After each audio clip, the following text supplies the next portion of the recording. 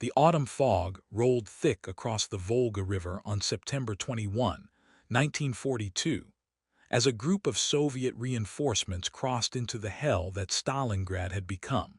Among them was a quiet man from the Ural Mountains, a shepherd before the war, who carried a Mosin-Nagant rifle with the practiced ease of someone who had hunted wolves in the wilderness. His name was Vasily Grigoryevich Zaytsev, and within weeks he would become the most feared man in the entire German Sixth Army. Zaytsev was 27 years old, lean and weathered, with the patient eyes of a hunter. He had grown up tracking game through forests and mountains, learning to read terrain, to move without sound, to wait motionless for hours until the perfect moment to shoot. These skills, honed since childhood, would now be turned toward a different kind of prey. The Germans occupying Stalingrad had no idea what was coming for them. The city of Stalingrad stretched along the western bank of the Volga River, a major industrial center that Stalin had ordered held at all costs. By September 1942, German forces had smashed into the city, reducing entire neighborhoods to rubble. The battle had devolved into savage close-quarters combat. Soldiers fought for individual buildings, rooms, even staircases. The Germans called it Rattenkrieg, Euros, the War of the Rats. In this landscape of shattered concrete and twisted metal, snipers found their ideal hunting ground.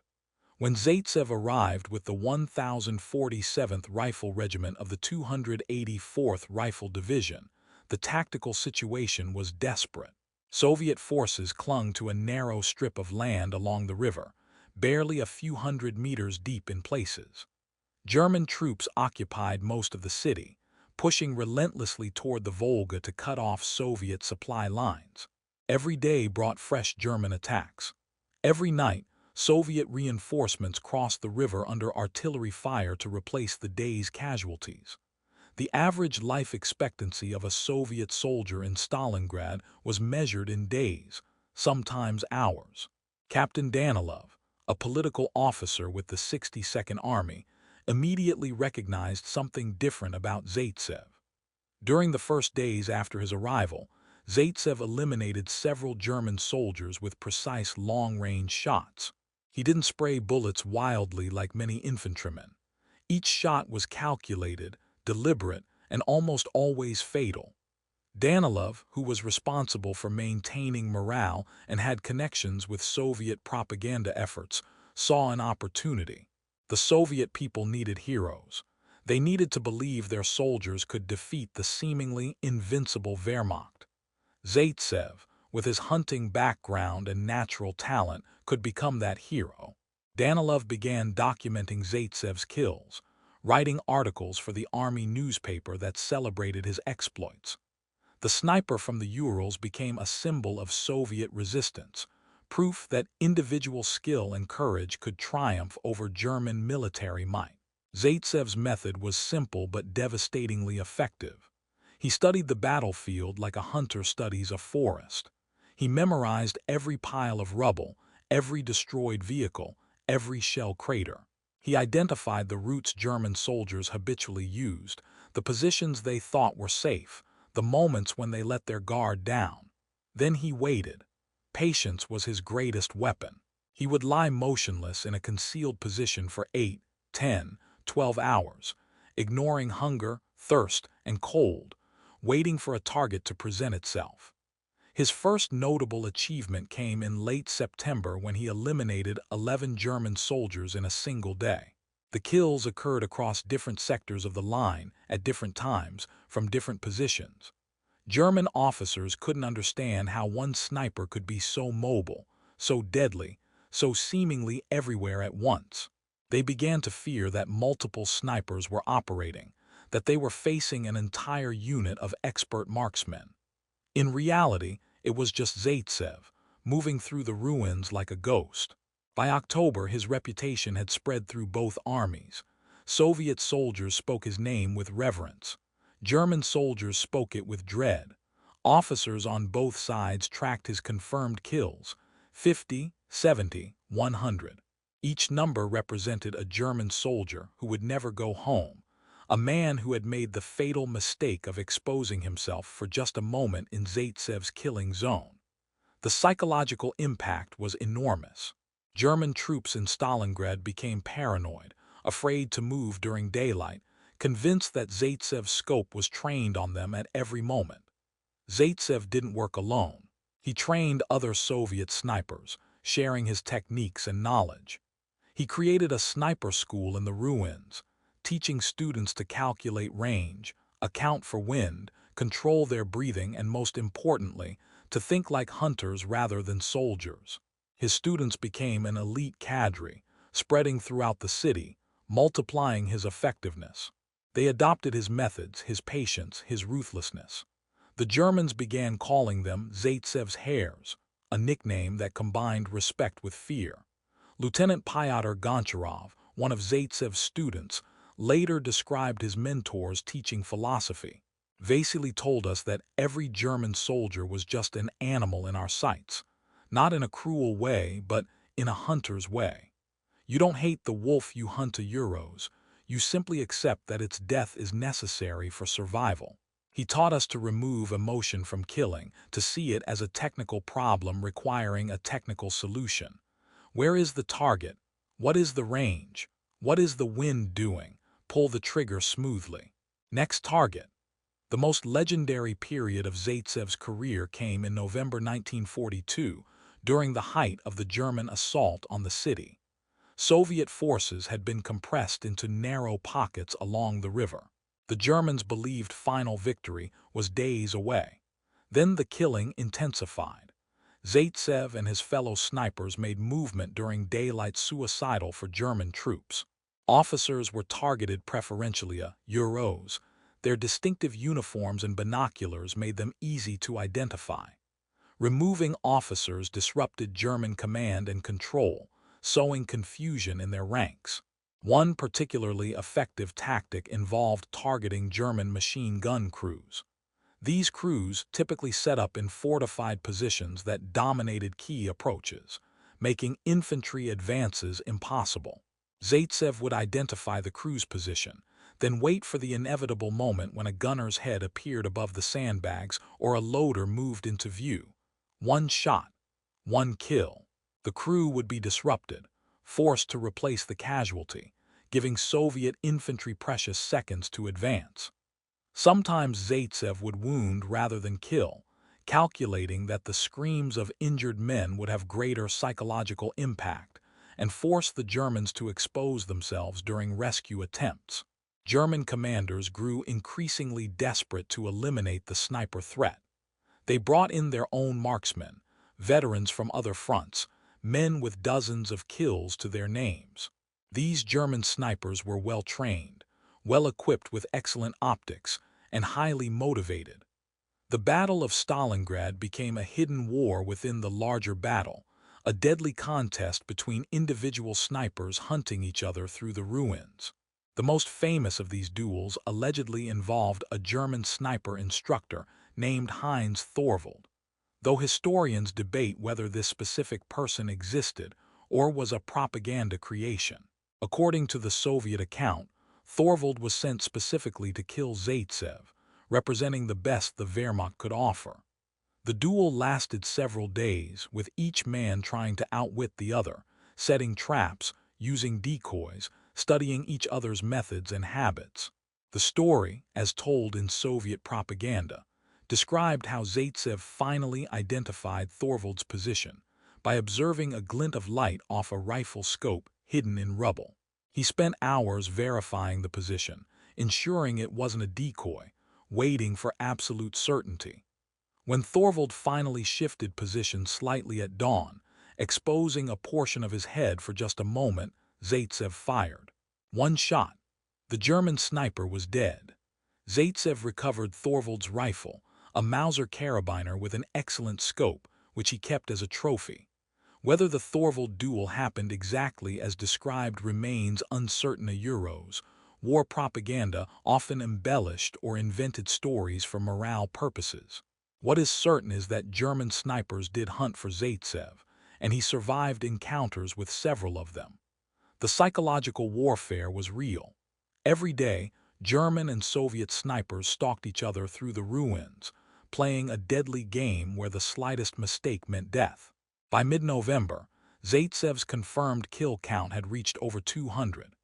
Each kill was verified by witnesses or physical evidence according to Soviet military procedures.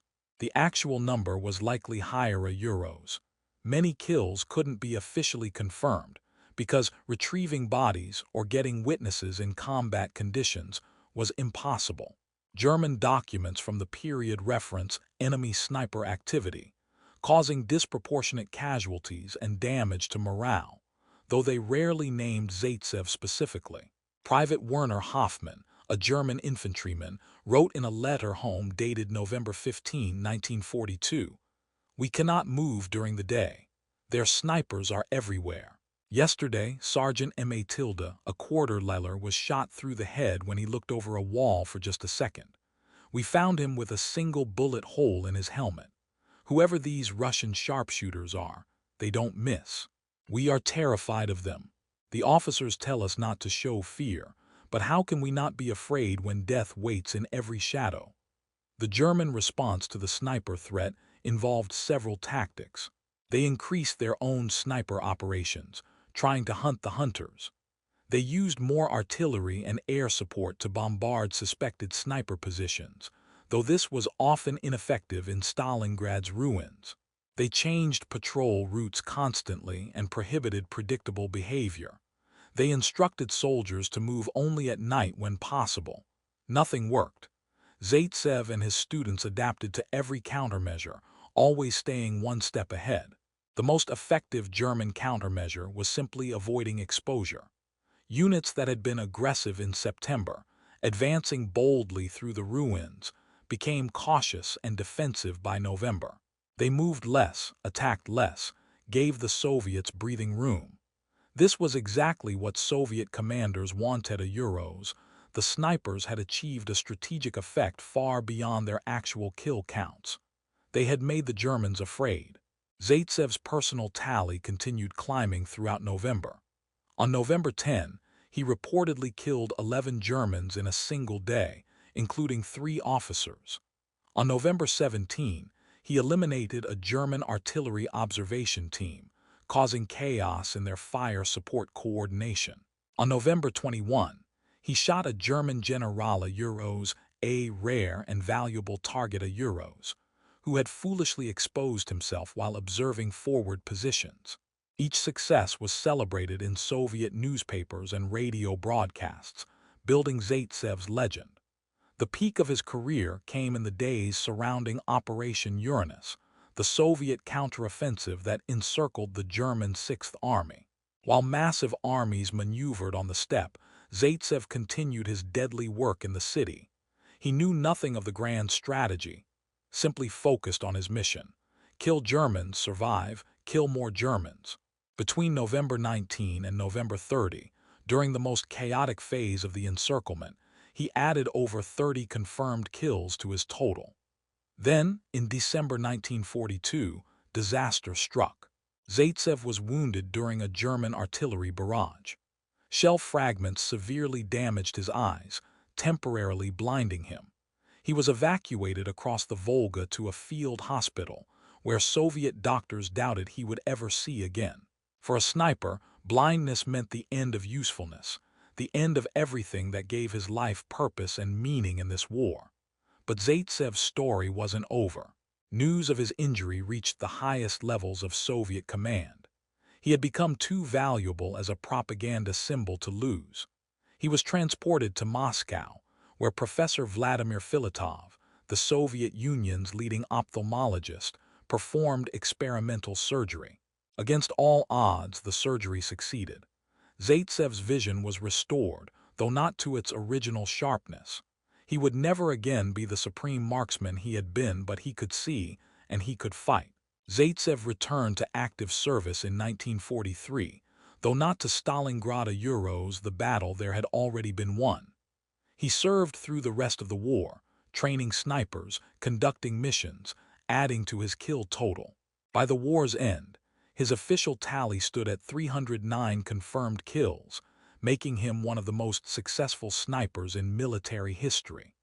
The actual number was almost certainly higher, but only 309 could be officially verified according to Soviet procedures. His impact extended far beyond those 309 dead Germans. He had created a sniper culture within the Red Army, proving that individual skill and initiative had value even in mass warfare. His training methods were adopted throughout Soviet sniper programs. Thousands of snipers used techniques he developed, multiplying his effectiveness exponentially. The Germans never solved the problem he represented: how to defend against an invisible enemy who could kill from hundreds of meters away with perfect precision. After the war, Zaytsev struggled with civilian life, as many combat veterans did. The skills that made him deadly in Stalingrad had no peacetime application. He worked at a factory in Kiev, living quietly, rarely speaking about his wartime experiences. He was not a man who gloried in killing Euros. He had simply done what his country asked of him, what survival required. The memories haunted him. He saw the faces of dead Germans in his dreams, young men like himself who had simply been on the wrong side of history. In 1956, he published a memoir titled Notes of a Sniper, which provided detailed accounts of his techniques and experiences. The book became required reading for Soviet military snipers and influenced sniper doctrine worldwide. Even Western armies studied his methods, recognizing the universal principles he had demonstrated: patience, fieldcraft, psychological warfare, and the importance of individual initiative in combat. Vasily Zaytsev died on December 15, 1991, at age 76, just as the Soviet Union he had fought to defend was collapsing.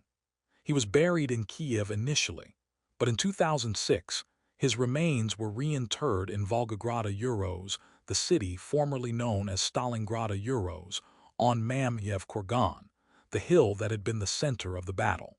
His grave overlooks the city he helped save, a final resting place appropriate for a man who had become inseparable from Stalingrad's legend.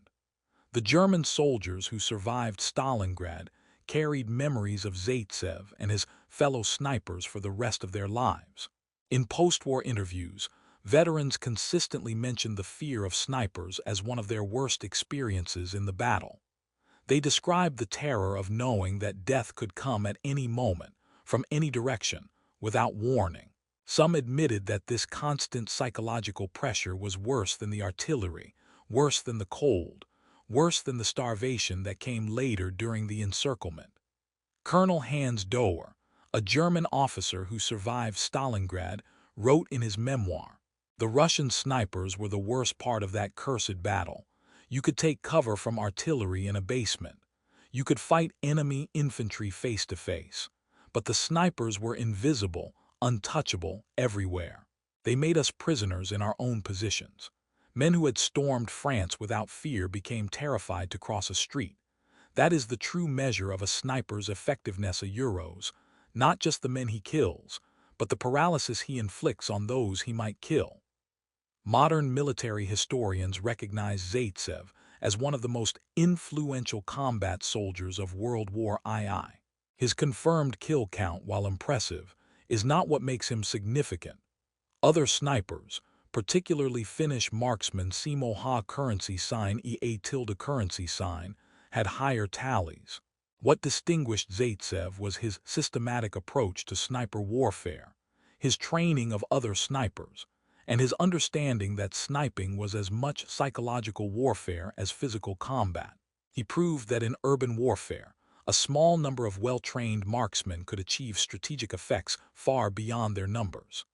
The 309 kills represented 309 individual tragedies, German soldiers who died far from home, often never knowing what hit them, their families receiving telegrams informing them of deaths without being able to explain how or why.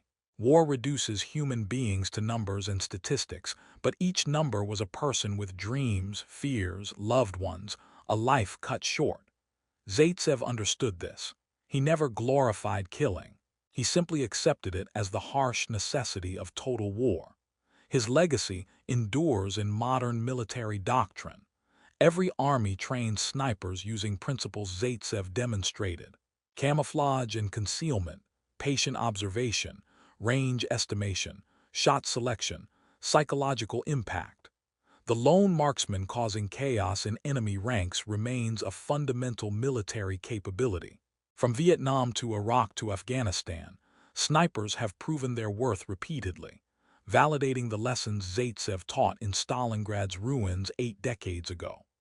The story of Vasily Zaytsev and his 309 kills ultimately transcends military history. It is a story about how individual excellence matters even in mass industrialized warfare, how courage and skill can shift the balance when everything seems hopeless, and how one person with determination and talent can terrify an entire army.